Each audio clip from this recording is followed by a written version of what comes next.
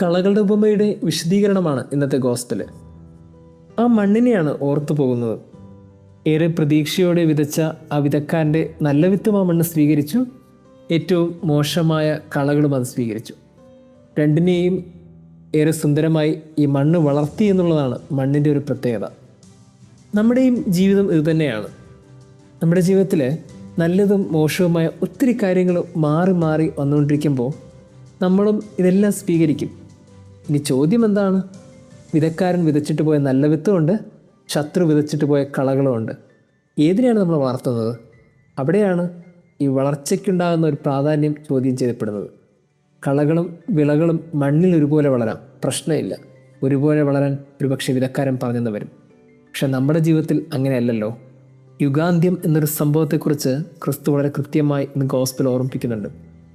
അതുകൊണ്ട് എല്ലാത്തിനെയും വളർത്തുക എന്നുള്ളത് നമ്മുടെ ജീവിതത്തിൻ്റെ ദൗത്യവുമല്ല. ചിലതിനെയൊക്കെ വേണമെന്നും ചിലതിനെയൊക്കെ വേണ്ട എന്നും വയ്ക്കേണ്ട ഒരു കൃത്യമായ നിലപാട് എന്നൊരു സംഭവം ഉണ്ടല്ലോ. ആ നിലപാടിലാണ് എന്തിനു നമ്മൾ വളർത്തുന്നൊരു ചോദ്യമുള്ളത്.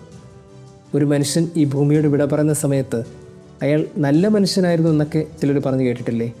എവിടെയാണ് ഈ നല്ലത്? ഏറ്റവും നല്ല വിളഭൂമിയെ മനുഷ്യർ നല്ലതെന്ന് പറയും. അങ്ങനെയാണെങ്കിൽ നമ്മളൊക്കെ നല്ല മനുഷ്യരാകാനും നല്ല വിളഭൂമിയാകാനും വിളിക്കപ്പെട്ടവരാണ്. ഈ നല്ല വിളഭൂമിയിൽ കളകളുണ്ടാകും, സ്വാഭാവികം. ആ കളകളെ വളർത്താതിരിക്കുക എന്നുള്ളതാണ് ഏറ്റവും പ്രാധാന്യമർഹിക്കുന്നൊരു കാര്യം. ജീവിതത്തിലുണ്ടാകുന്ന കളകളെ അത് കളകളാണെന്ന് തിരിച്ചറിഞ്ഞ് വേണ്ട എന്നും നല്ലതിനെ ഏറ്റവും പരിപോഷിച്ച് കരുതലോടെ വളർത്തുകയും ചെയ്യുന്നിടത്ത് നമ്മളൊക്കെ ക്രിസ്തുവിൻ്റെ ഏറ്റവും പ്രിയപ്പെട്ട മണ്ണുകളാണ്. ദൈവം നമ്മെ അനുഗ്രഹിക്കട്ടെ.